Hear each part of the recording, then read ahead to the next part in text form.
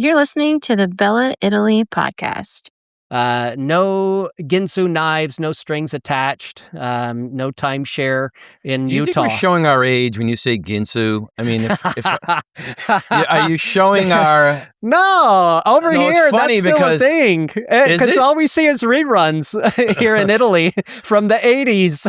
Ironically, I don't know if it's AI, but I was actually on Facebook the other night, and they had a Johnny Carson clip, and he's doing the Ginsu test. Now, this is Really? 1987. This is like 42 years ago. We're really going to have 55 and over market in this podcast. Our own demographic, old and gray. Man. No, okay. I'll tone down the Ginsu talk, but I think leave you it to get the Beaver point. references and Mr. Ed. Oh, that's reaching way back. Slow it down, let it breathe. Take the corner, walk with me. No flash, no rush, just taste and see. That's the Italy I need. Bella Italy, stay with me. Pane, vino and a slow sunbeam. Bella Italy, vicino a me. I want the life, not the meme. And we are back around again. Hey, everybody. It's Brian and Anthony. Anthony and Brian coming at you for another exciting episode of the Bella Italy podcast. Welcome. Anthony, how are you doing today, sir? Doing very well, Brian. Looking forward to the podcast. I think it's the third of the series. So looking to go a little bit slower. You can't wait to get in to slow tourism. Yes. I don't do anything Chomping at the slow, bit. as you know. I don't do anything slow. It's a tough subject. It is tough. Well, and we're usually yin and yang on things, but I find We it agree. difficult myself. I find it difficult myself to slow down. We are going to talk a little bit about how to slow down and why that fits Italy, because it is slow Italy.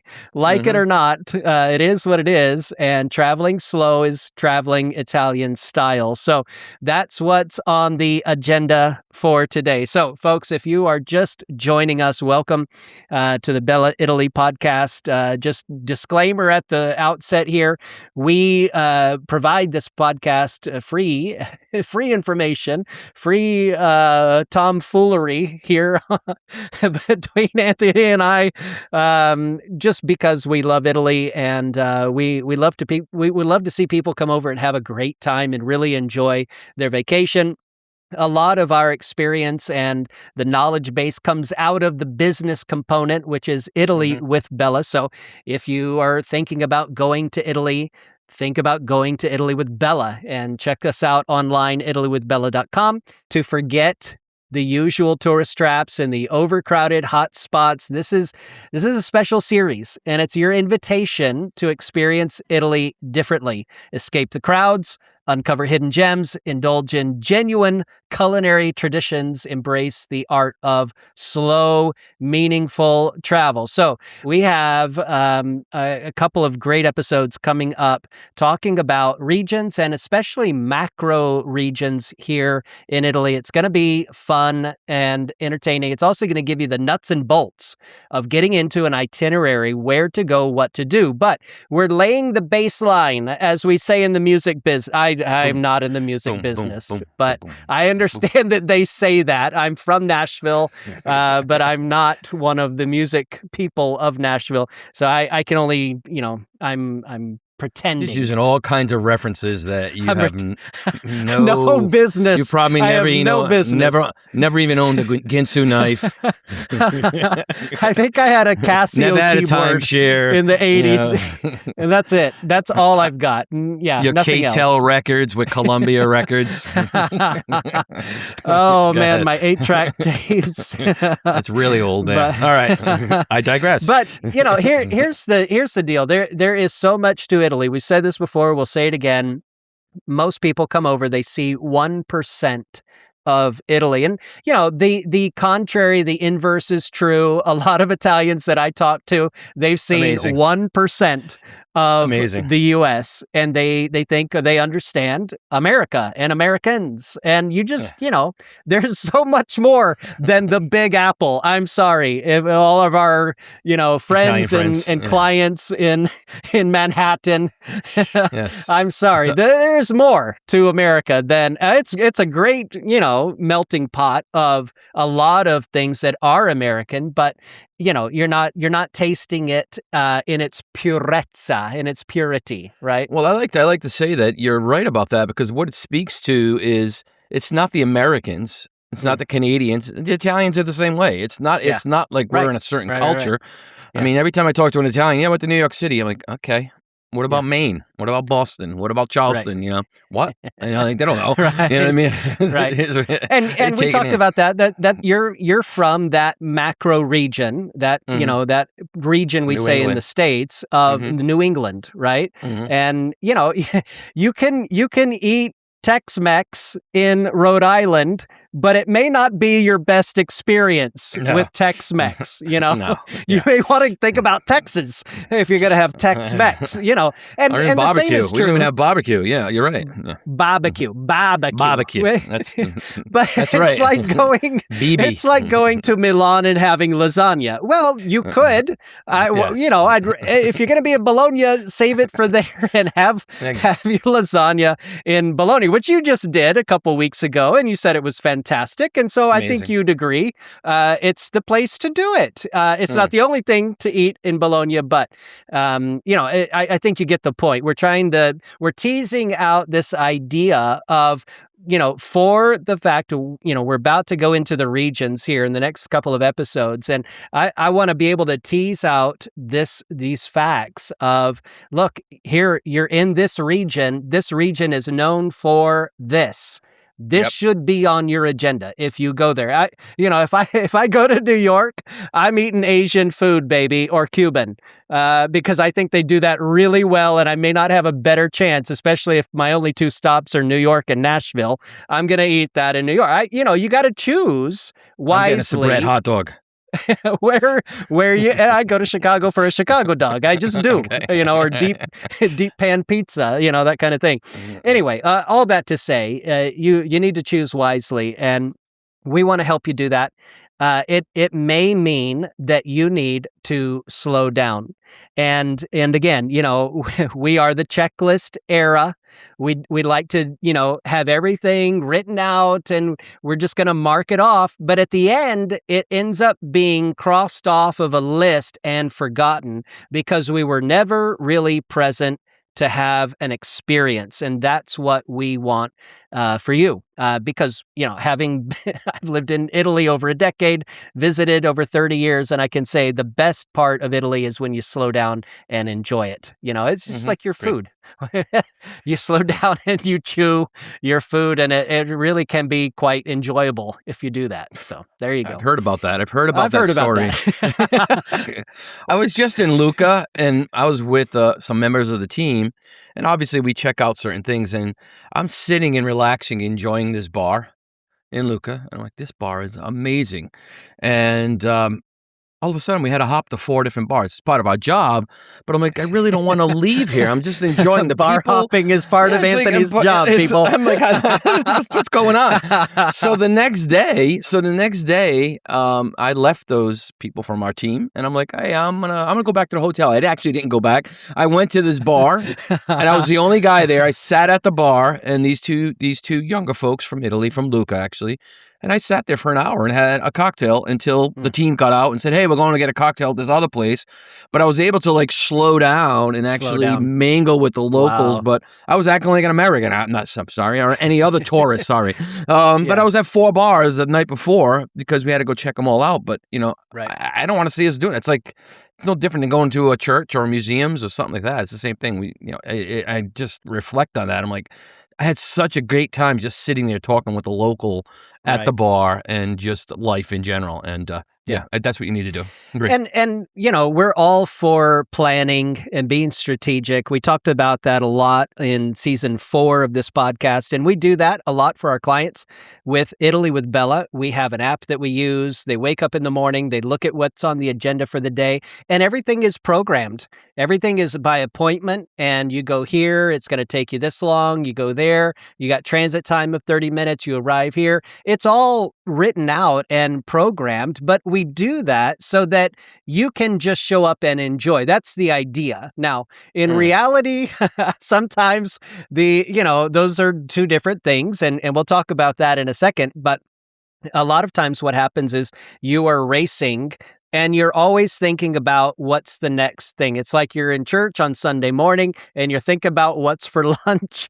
And you're like, gosh, he's going long today. I wish he'd shut up so I can get home. I got a roast in the oven. We're always thinking about that next step. It's just human nature, But if there is a way for us to slow down and enjoy, it's going to make your investment worth it, and you're going to remember it when you get home. And I think that's what all of us would like. That's what we're hoping all of us would like to do. And so I want to segue, we talk a little bit about food, and I want to segue into the slow food movement. So you've probably heard of slow food, and you see like the little red snail. If you've been over here in Italy before, at least, you see a little red snail, which is the symbol for the slow food movement. This is something that came out of the 80s.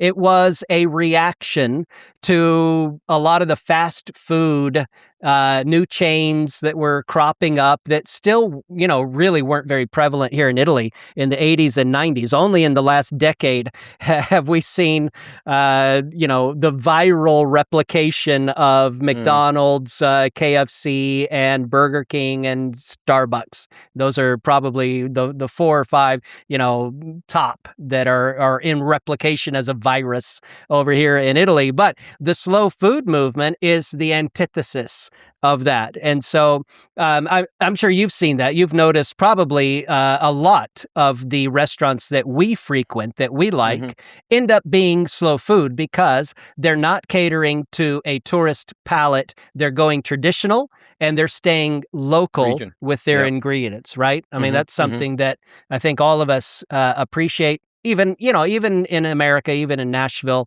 where we're from, it's pretty prevalent now. Wouldn't you say? I mean, give me your gauge on that. You live there, I don't. Yeah, I think it's a term that is actually getting dated too a little bit, where now it's the 0 kilometer. That's the big one that we always talk about, right? But slow food is, we have partners that pride themselves or farm on to table. Yeah, maybe exactly. is another American way. term. Yeah, exactly. Yeah. And that's something we look for even here, right? We're looking for farm to table, 0 kilometer, whatever you want to call it. But that's something, in the past you didn't have to do that in Italy. You know what I mean? You just knew it was 0 kilometer. You knew it was farm to table. Right. There were no other options. No. Well, you think about the business, even Antico Vanaio in Florence, right? 20 years ago, 15 years ago when he started, it was probably 0 kilometer. Now he's got one in France. He just opened up 2 in Nashville. And, even the Italians are coming out of that, mentality of being farm to table or 0 kilometer and starting these chains, which is, shocking to me. Yeah, learning how to franchise, and they actually use that word in Italian. Franchising is a word that's getting thrown around, or catena, a chain, and it goes against the grain of a slower food movement that's looking at, it's like a lot of, if you're into coffee, you probably want to know where the beans are sourced. Is it fair trade, all this kind of thing. And it's the same thing in the slow food movement. Good, clean, fair food is their motto. And they're promoting local and traditional. And so again, that falls right in line with a lot of what we recommend. If you go to our website, or if you're on a call with us, or you go to Italy with Bella, we're going to recommend places like that are trying to protect the biodiversity, and they're supporting the smaller, family producers. We look for those smaller family type restaurants, and we want people to get educated. At the end of the day, the more you're educated on something, the more you're going to appreciate it. The more you appreciate it, the more you enjoy.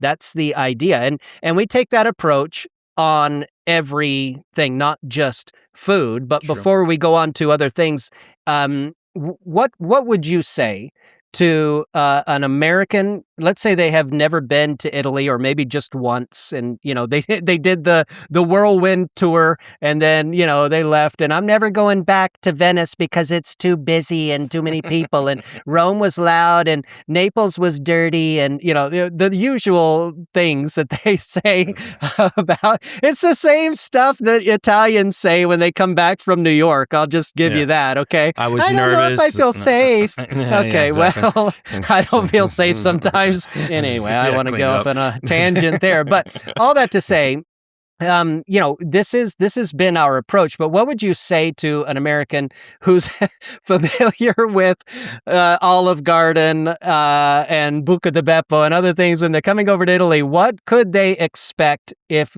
they are going to have a true Italian food experience? What is that like? So the first thing you got to tell them is it's shocking to them in reality, because I think Italians might think the same thing, that Americans hamburgers and steaks and French fries, right? And I think the same thing for Americans when they go there. They're gonna land in Venice, like we talked about, and I'm gonna eat what I eat here, right? So that's the first step you have to take with them, is go back and say, all right, listen. Like Brian is saying on the podcast, we're saying on the podcast, we're going to say it to them too. Let's think about, all right, you're in this region. Let's talk about the region. All right, the region of Rome, it's Lazio. We know that it's antiquity. We know it's Roman, Roman Catholic Church, the Vatican, all that. We know the history. But let's talk about the food. We're not gonna get lasagna, like you said, or steak, and so I think it's an education piece where, what do you like, or do you like this? This is what they have in this area. Right. Let's teach you about what to look for, how to, what you should expect when you go, and it's also, you got to realize, in Rome, Romans are different than going to Venetians, and they're different. So it's not just the food, it's the way they talk about the food and the way the food is and the ingredients, where it comes from and all of that. So it's a lot of times you're just talking, not talking about the Vatican. You're talking about, well, what do you like to eat? Yeah. Why? And allergies come into play and all of that. But a lot of times it's, you got to set the expectations of, the size of the restaurant, what type of restaurants there are, when nowadays, Enoteca and Trattoria and all of this, it's not the same as we knew back 25 years ago. Right. But a lot of it's just education and saying, this is what to expect when you're in this province, this region, this territory, and and educate them. And actually, that's what we do. And we put it in the trip. We actually put in notes for the region. This is what you should eat. This is what you look for on a menu. And it's always shocking when someone comes back and we teach them that, and they say, "I had the steak and it just wasn't good." I'm like, "Why are you getting steak? I don't understand. What is this?" Were you in Florence? No. Okay, why were you getting steak? Come here, let me slap you. I ran into. So it's funny you say this. I always like these anecdotal stories, and I was with someone. I was at an Italian restaurant in Colombia, very popular here in Colombia. I'm still trying to figure out why. But Colombia of South Tennessee. Middle Tennessee, yes. South Tennessee. Sorry about that. Thanks for the reference. Yeah. And I'm sitting there, and they're loving it, and I'm like looking at them, like, this is really bad, and you guys like it, huh? And I'm like, you know me, I never met a stranger, so I start talking to this other table. And the guy goes, yeah. He goes, I go, we just came back from Italy. She goes, the food was awful. This is better than any food in Italy. I was like, oh my wow. gosh. I was like, my gosh. And I had my 3 sons with me, and my 3 sons with me like falling over just the shaking table. their heads. and literally the guy goes like this. The guy goes, wait, I got to say one thing. We did have a fantastic bolognese in Ravello. And I'm like, okay. And that's when I started educating them. Right. It's the problem. First of all, if you think that was good, I mean, that's shocking. But, this is what happens. It's just what you know. It's the same thing. It's not just the Americans going to Italy. It's the Italians coming here, too. You know what I mean? I think they would be shocked, so. Okay. Yeah, and there are some sins, cardinal sins. We'll get into that as we get into the different regions. It's like, it's like ordering a Chianti. And you're not in Lazio, exactly. or you're not even in Emilia Romagna. You're in Sicily, and you want a and why don't they have Chianti? I want a Chianti because you're not in Tuscany, dear heart. Think about where you are. You're near Etna. Okay, the reds. If you're looking for a full-bodied, well-rounded red, then we're going to think about an Etna dock. And I mean, there's a reason that you do certain things in certain places. And sometimes that's just an ignorance thing. And I don't mean that cruelly. It's just No. level of education that hasn't happened yet. That's it. But you could do that here. Like I go out with friends for wine, and I'm like, well, that wine doesn't really peer, right? And that's why when we were in Parma 2 weeks ago, we were having, cheese and meats and rich food, the Lambrusco, the sparkling red. And you say Lambrusco here, they don't know what it is, or it was a straw, a really bad wine. Riunite? On ice. You know what I mean? On ice. On ice. Riunite That is nice. When it's on ice. Yeah. You put it on ice so that you can't taste it. That's why it was so bad in the 80s. Once again, a reference for everyone over 55 and not under 45. You can Google it. It's still on the internet, I'm sure. Black and white. No, it's a knowledge base, and I think that's what we're the itch we're trying to scratch here is that knowledge base of where are you in Italy? What are they known for? What is your plan and itinerary when you're there? What are you going to eat and drink that's representative of the region that you're in? That's part of their 0 kilometer. If you're not going to find 0 kilometer Chianti in Sicily. Doesn't exist. People, does not exist, because it's like 500 kilometers away. To where you can find it. And so the point is learning to slow down and appreciate. Well, there's also slow tourism. Okay. And this is another growing trend getting out of, and we have actually a couple of team members on the Italy with Bella team that are really enthusiastic about this. They like the unplug, and they're even younger, and that's surprising, but they like to unplug. They like to do off the grid. You put your cell phones in a box and you do the hiking and you do the e-bikes and you get out in nature and, you look for the more sustainable modes of transportation and tourism so that it's not depleting the environment where you find yourself. And so there's this, different off the beaten path, and you're still doing historical, traditional, but it may not be where all of the tourists flock, because the tour buses can't get in there. That's what I really like. I want to know, where can the tour buses not get go. to? That's where I'm going. Amazing. No, they go everywhere. You'd be shocked. Anytime you're on the Amalfi Coast, you're like, all right, they can go anywhere. Yeah. The stories we've heard, one of our team members actually used to drive these big buses all over Europe, and they are amazing. They go places that I would not go in a 2-door Fiat. Exactly. Or a Incredible. Exactly. But it is about connecting, and it's not just for people. I don't want to say this and it's just for people that have Italian roots. No, it's about connecting with the local people, understanding the culture, and understanding the diversity. One of the incredible things about Italy, is the diversity that we have here. I live in a little town on Etna. 2.5 kilometers away is a different town that I don't like at all, and nobody from my town likes. But it was born in completely different times, like, over hundreds and hundreds of years, different times historically. They have a different vibe. They have a different dialect. You can have some, I'll be in a bar having a coffee in the morning, and somebody will walk in from this other town, 2 kilometers. That's what is it? 3.5 miles is 5 kilometers. So, 2 kilometers is, not very far. Or I think I got that backwards. 5 kilometers is 3 miles, something like that. Yeah, so we're talking, maybe 1.5 miles away or less. And somebody will walk in and they talk differently, and it's noticeable to the people behind the counter that they're not from their town. It's incredible. They have different cuisine. They have different things that we eat horse meat here in Belpasso, in Paterno. They have frogs because they're in a valley near 2 rivers. And so frogs are on the menu and they don't like horse meat. And so, it's just this kind of thing. You would not imagine that in the United States. You go from, Franklin to Columbia, and you hear the difference in the the cadence or you just don't see, you don't notice those things.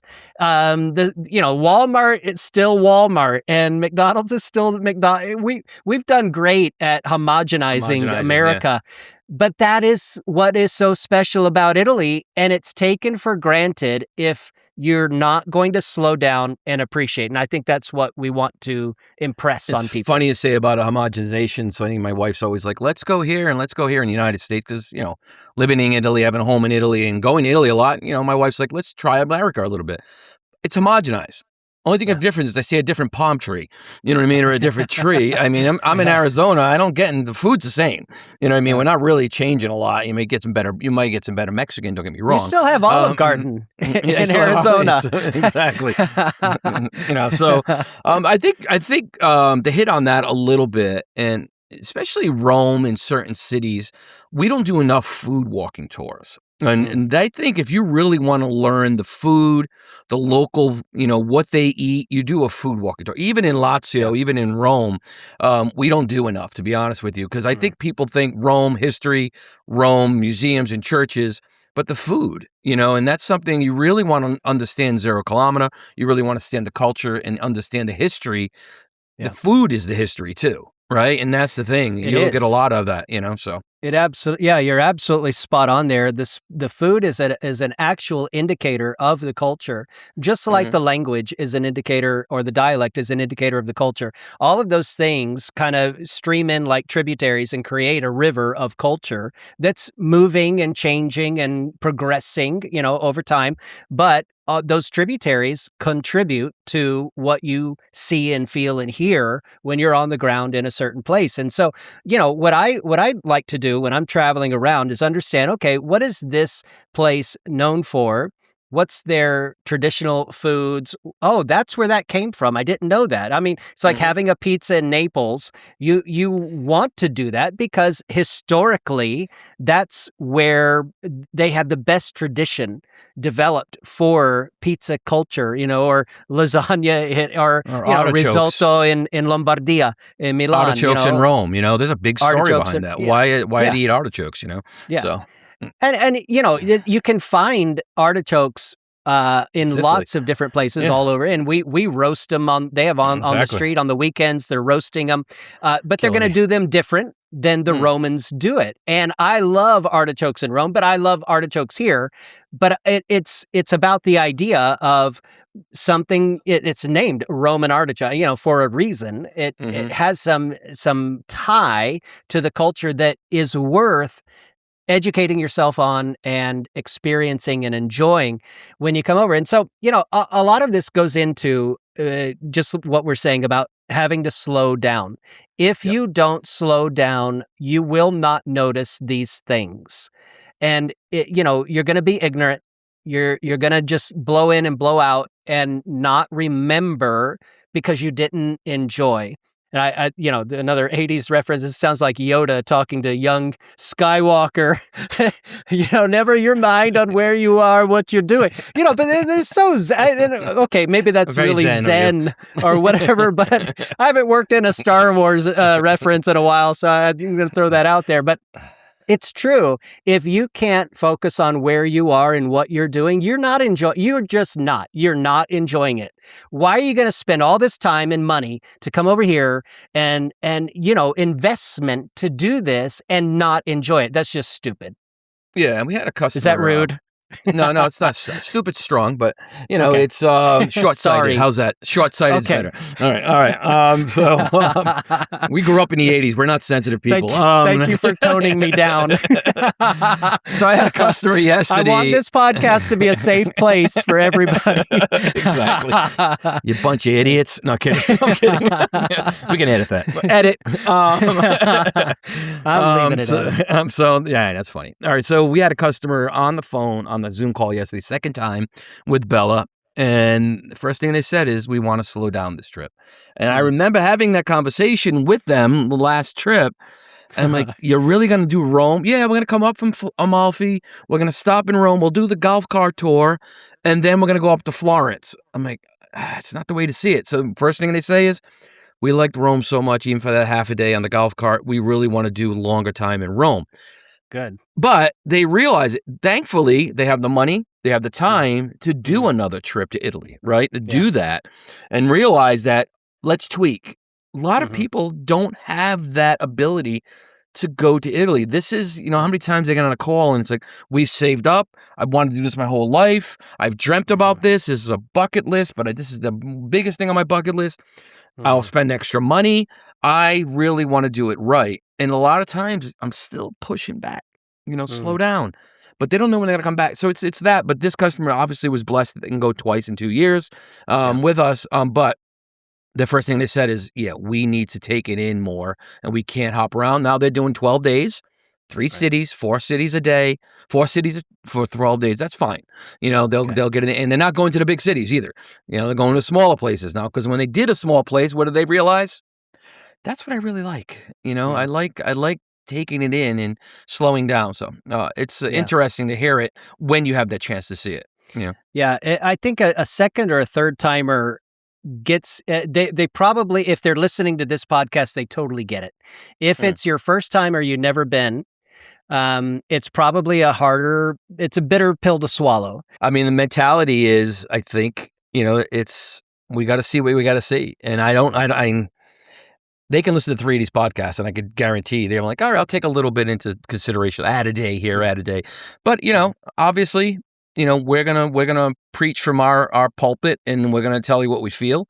But, you guys travel the way they travel. There's certain things that you're just gonna check boxes. We had a customer come back, family of 12, and we're like, I'm not gonna mention it, but you remember they were doing dinner at 10:30 at night, 10 o'clock at night, doing 2 tours. And I'm like, oh my gosh, but they were happy. They were totally happy with Bella, totally happy with what they had for food and tours and experience.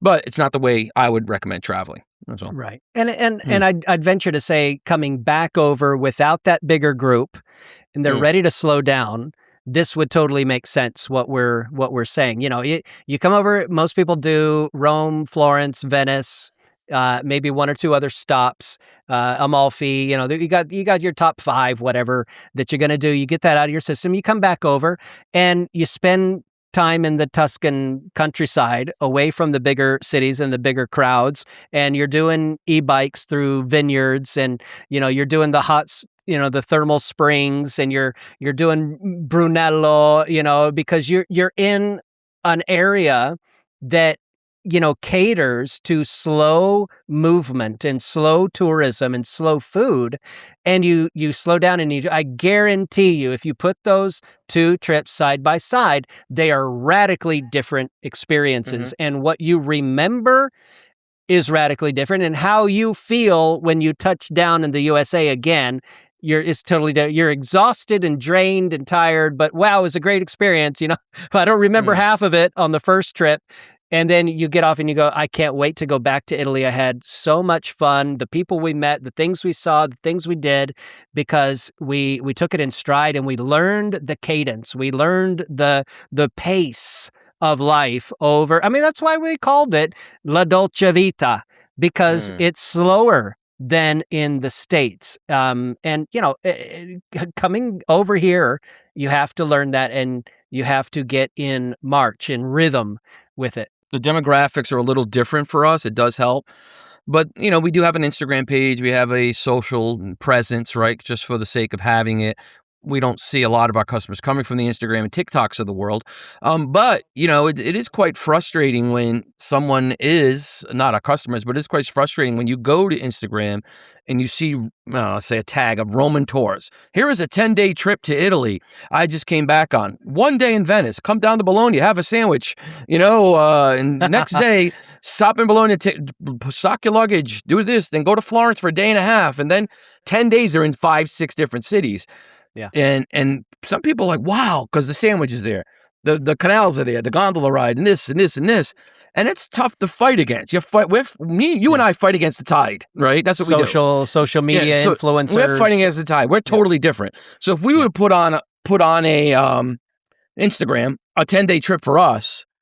Customer going, what the heck is this? I'm hanging around Rome I got a free day in Rome. What am I going to do with a free day in Rome? They're looking around. What am I going to do? I'm going to spend money on gelato. What am I supposed to do? And there is a lot to do, but a lot of times when they look at a 10-day trip in Instagram, it's something to do every day and every hour. You know what I mean? And mentality is, because it's on Instagram, because of TikTok, I think that's the way people think. That's the way you're supposed to travel. I tell you what I love is when we see folks come over that are interested in doing operas.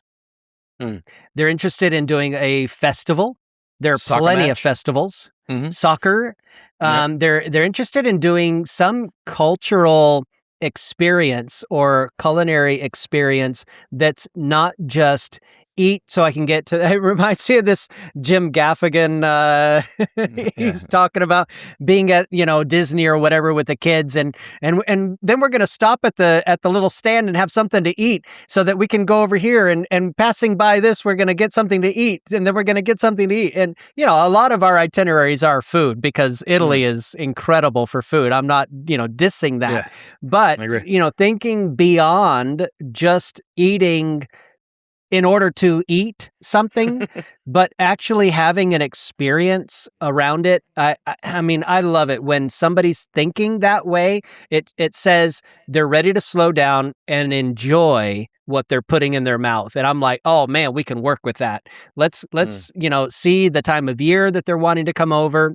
What's available, chocolate festival in Perugia, or going to, in the north, places like Mantova are off the beaten path, but they have a literary festival every year, book fairs, all these kinds of things that, are not why your cousin went to Italy, but you certainly could. And, if you find what makes, what interests you, what makes you tick, and you come over and you match that up, you're set up for some really incredible experiences that are unique. And you go back and you tell your cousin, oh yeah, but I did this. And it's shocking. I could tell you all the times I've been to Florence or even in Umbria, and I'm just sitting around and things just happen. You know that, like a pop-up. I'm like, all right, what's going on here? There's a Fiat. It's 200 Fiats coming through the or there's a pasta. There's every town, as you know, every town in Italy has a pasta, right? Yeah. And they have this celebration. I don't know what they call it, but they have a day where the all town folks come out and everyone gets to eat this pasta. The old ladies make it. Exactly. Right. And it was just, it's wonderful. If you can find out when each town has it, it's amazing. Right. And it's like tables are set up in the street and everyone in the city's eating there. There's nothing better. Nothing better if you want to feel like a local. But you're not going to get that if you get up in the morning, don't know about it, and go run to the pizza and come back and you missed it. So there's so much cultural things on the food side of things that we don't even hit on. Right. Yeah, just some examples. In my town, they have fica di India, which is, they call them Indian figs, which are the little prickly pear cactus buds, the fruit part. And they have a whole culinary tradition around that. In Catania nearby, it's it's the traditional plate with you got your red sauce, you have your aubergine or your eggplant, and you've got salty ricotta on this plate. It's very different in a couple towns over in Messina or Palermo, but like you're saying, every town has its tradition, has its specialty, has something that comes from there. And why wouldn't you slow down to find out what that is and to taste it and not just order what you would order at, Olive Garden back home? Typical, yeah. It's a perfect way to say it. This is, I think these are some good examples of how to slow down. It is about educating. It is about understanding. It's about appreciating. It's about enjoying. And that's what we would love for you. So, I think we've hammered this nail as deep as it'll go for today. Listen, thank you for joining us on this adventure through Italy's less traveled paths. This is not your cousin's experience. This is the road less traveled. If this series has motivated you to explore beyond the usual tourist spots and uncover what we're saying is more the true essence of Italy, look, we encourage you to connect. Go online, sign up for a free consultation. It's just a phone call. Maybe you don't end up coming to Italy with Bella. It's fine. Maybe you do. And you're going to have a great time. I think our reviews speak for itself. If you look us up, you'll see us on Google or whatever. But hey, help somebody else find this podcast. Share it with a friend. Leave a thumbs up or a 5-star review. Leave a comment.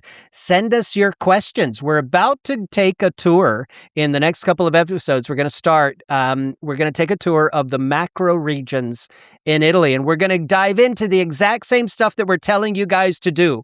So how to slow down, how to appreciate where you are. We're gonna tease all of that out of the regions that we're talking about as we go through them. That's why we're spending all this time on the front end, kind of laying the baseline again, so that you can enjoy when you come over for your next trip. It's going to put it in perfect focus and bring some clarity there for your next trip to Italy. Anyway, there we go. Yeah, I love it. I think right now the water's boiling and we're ready to throw the pasta in, right? So I think you've been watching the water boil for the last 3 episodes. So I think the next episode we throw the pasta in and we start making something, right? And so we start making itineraries. It's going to be exciting. Yeah.